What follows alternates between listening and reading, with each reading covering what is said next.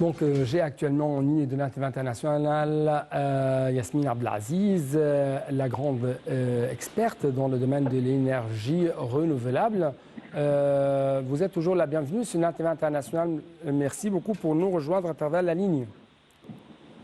Bonjour. Oui. Bonjour. Et toujours, je veux vous proposer cette question en ce qui concerne les efforts égyptiens déployés pour préparer la tenue de cette réunion de COP27. Votre grande remarque à propos de ces efforts? Je vois que l'Égypte se prépare très activement pour accueillir une manifestation d'ampleur internationale, mais pas seulement d'une très grande ampleur internationale. C'est-à-dire qu'on mesure difficilement, tant qu'on n'a pas encore vécu la COP, l'ampleur de cette réunion, aussi bien de cette conférence, aussi bien en termes des participants qui vont arriver en Égypte pour assister à la réunion, que l'importance politique et géopolitique d'une telle réunion. Et encore plus, dans le contexte actuel de la crise russo-ukrainienne, de la guerre russo-ukrainienne, qui va polariser les données géopolitiques dans le monde, et notamment en question, au sujet de la sécurité. Donc Yasmine Abdelaziz, permettez-moi de vous poser cette question. Donc, d'après votre évaluation, la présidence égyptienne de la COP27, et cette fois-ci, ça sera vraiment très difficile, mais aussi très distingué parce que le monde entier n'est plus seulement menacé par les menaces des effets de serre, mais aussi les menaces nucléaires. Bien sûr. Ouais. Et donc déjà, la question énergétique en termes de gaz se pose cruellement déjà tout de suite. Elle ne va cesser que d'augmenter au cours du temps. À cela vont s'ajouter, comme vous le dites, la question nucléaire et la question... Bref, la sécurité énergétique est de facto mise au cœur du débat, et il reviendra à l'Égypte de réussir à créer le terrain diplomatique pour que peut-être puisse s'entendre et se résoudre ces questions à l'occasion de la COP27. Oui. Ouais. Monsieur, si je puis dire, le président de la prochaine session de COP, bien sûr 2027, monsieur Sameh Shoukry, a déclaré que la lutte contre le changement climatique n'est plus la seule responsabilité du gouvernement. Comment vous avez évalué cette déclaration? Bien sûr, évidemment, c'est une responsabilité collective. Et j'aime bien citer un slogan qui dit qu'il ne suffit pas d'une personne qui lutte efficacement contre le réchauffement climatique, mais il faut des milliers de personnes qui luttent imparfaitement contre le réchauffement climatique, c'est-à-dire toutes les actions comptent. Ramasser un sac poubelle dans la rue, un sac en plastique qui traîne dans la rue, ça aide, ça contribue, et il faut le faire aussi bien que la transition énergétique du diesel vers le solaire. Vous voyez, toutes les actions comptent, des plus petites aux plus importantes, et c'est une responsabilité collective. Et sur cette question, on ne peut que saluer les efforts du gouvernement égyptien actuel de mettre en place les dispositifs pour faciliter cette transition. Ouais. Et je crois que là, il faut que le citoyen égyptien prenne conscience de sa responsabilité et qu'il joue son rôle. Ouais. Autre question, c'est la coopération entre l'Égypte et la Banque européenne pour la reconstruction et le développement, qui, d'après, si je peux dire, d'après Dr Rania Al-Mashat, la ministre de la coopération internationale de l'Égypte, a déclaré qu'il y a une coopération fructueuse, une nouvelle stratégie concernant l'énergie et la COP 27 entre l'Égypte et la Banque européenne de développement de la reconstruction. Donc, comment vous avez suivi, si je peux dire, l'intérêt que portent les grandes institutions financières en ce qui concerne l'énergie verte et l'énergie renouvelable ici en Égypte? Oui. Alors, effectivement, la EBRD, la BIRD, vient de finaliser sa nouvelle stratégie pour l'Égypte avec un important focus, un principal focus sur la transition verte. Donc là, il n'est pas seulement question d'énergie, mais également de gestion des déchets, de l'efficacité énergétique, etc. Différentes mesures. Évidemment, l'énergie renouvelable en fait partie. C'est encore une fois une prouesse diplomatique de l'Égypte d'utiliser comme levier la COP 27 qui se profile au mois de novembre prochain pour mobiliser l'assistance internationale, pour aider le pays à décoller sur ces questions. Il n'y a pas que la Banque européenne, il y a la plupart des outils, des instruments de coopération internationale aujourd'hui se focalisent sur la question de la transition énergétique et de la transition verte. Oui. Autre question à cet égard, l'Égypte aspire à devenir un centre d'exportation d'hydrogène vert pour l'Europe. Ce sont des déclarations faites par le ministre égyptien du pétrole, monsieur. Oui, monsieur le ministre a fait cette déclaration. Donc, comment vous avez évalué cette déclaration, ces intentions? Ça n'est pas, on est au-delà des intentions puisqu'il y a déjà des accords qui sont signés, des contrats qui sont en cours de négociation. Et oui, effectivement, l'Égypte sera vraisemblablement une plaque tournante de l'hydrogène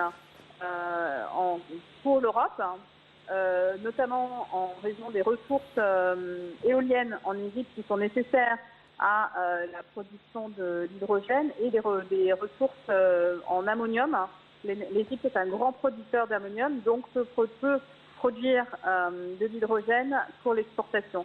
Et évidemment, l'Europe est un très grand marché pour l'hydrogène vert et l'Égypte est d'ores et déjà très bien positionnée sur ce marché. Oui, mais ma question, pourquoi l'Égypte a des opportunités prometteuses dans non seulement les exportations, mais avant ça, la production d'hydrogène vert? Et quelle est l'importance de cet hydrogène vert pour l'Europe? Et comme je vous disais, en Égypte, il y a des possibilités de production d'ammonium importantes et de vent éolienne. Les deux éléments sont essentiels à la production de l'hydrogène transportable. C'est-à-dire l'hydrogène, c'est un gaz qui est créé à partir de l'ammonium. L'ammonium, c'est un fertilisant, un engrais que l'Égypte produit en masse et qui peut être utilisé non seulement pour fertiliser la terre, mais également pour produire de l'hydrogène. Donc la technologie traitant, l'Égypte dispose des ressources naturelles pour la production de l'hydrogène vert, sur lequel compte l'Europe pour opérer sa propre transition énergétique, notamment pour décarboniser les transports, le secteur des transports. Oui, je sais que vous avez la main dans les affaires en ce qui concerne les énergies, non seulement au niveau égyptien, mais aussi au niveau européen. Et c'est pourquoi permettez-moi de vous poser cette question. Comment vous trouvez l'Égypte actuellement dans ce contexte mondial en ce qui concerne l'énergie, notamment le gaz naturel?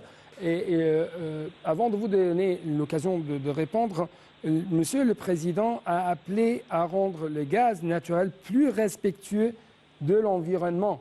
Donc, ce sont deux questions. C'est à vous de répondre. Écoutez, moi, ma passion, mon cœur penche vers les énergies renouvelables, c'est-à-dire le solaire, l'éolien, l'hydraulique. Et je pense qu'en Égypte, il y a suffisamment de ces ressources renouvelables pour que l'on mette l'accent dessus et qu'on opère une véritable transition énergétique qui se passe des énergies fossiles. Oui. Ma dernière question. Comment la transformation numérique sert grandement le dossier de l'énergie en Égypte selon le FMI? C'est une déclaration faite par le FMI. J'aimerais avoir et savoir même des explications de votre part. Je vais citer un exemple. Par exemple, le propre des énergies renouvelables, c'est leur caractère décentralisé. C'est-à-dire que vous n'avez pas besoin d'un réseau électrique pour produire et transporter de l'énergie renouvelable. En revanche, vous avez besoin de savoir où est-ce que l'énergie est produite et où est-ce qu'elle est nécessaire pour pouvoir la transporter de là où il y en a, là où il y en a besoin. Et ça change constamment. Et le fait de digitaliser ces informations-là, en fait, gagnent à être digitalisées pour être partagées en temps réel et permettre l'orientation des énergies de là où elles sont produites à là où elles sont nécessaires. Docteur Yasmine Abdelaziz, je dois vous remercier infiniment pour de telles explications de votre part en ce qui concerne l'énergie et les efforts égyptiens pour la prochaine conférence de COP. Justement, je dois vous saluer, chers téléspectateurs, pour être fidèles avec nous pendant cette édition, au cours de laquelle nous avons vous posé quelques questions principales concernant la visite du président à Riyad, la journée de la femme et justement les préparatifs effectués par l'Égypte pour recevoir la COP 27 à Sharm el-Sheikh. Donc, je dois vous quitter, mais cette fois-ci clôturer même cette édition avec ce reportage qui va jeter plus de lumière sur les efforts au niveau égyptien en ce qui concerne l'énergie renouvelable.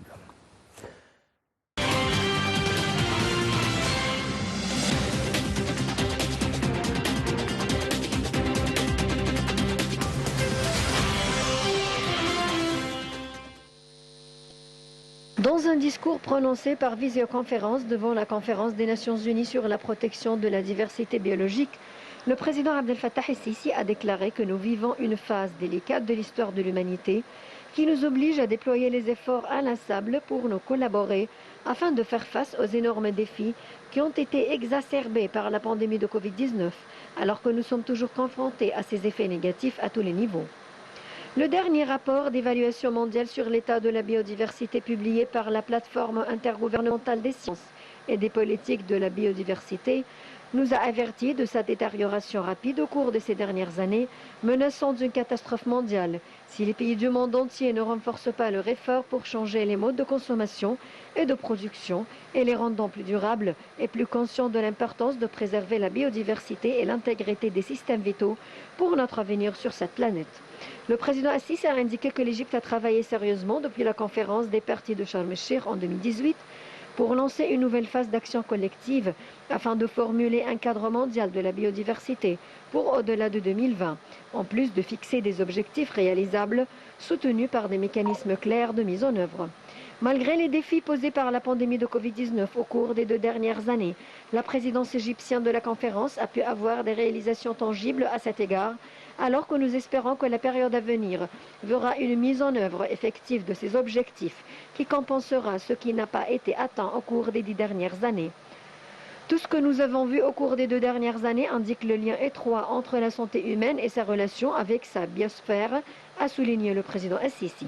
Et de ce point de vue, l'Égypte s'est empressée en 2018 de lancer une initiative ambitieuse parmi tous les aspects de l'action environnementale pour parvenir à l'harmonie et l'intégration entre les efforts préservant la biodiversité, faisant face au changement climatique et à ses répercussions, en plus de mettre fin à la dégradation des sols et la désertification des terres, estimant que ces efforts conjugués ont un impact positif sur la santé humaine et sur la réalisation d'un développement économique global.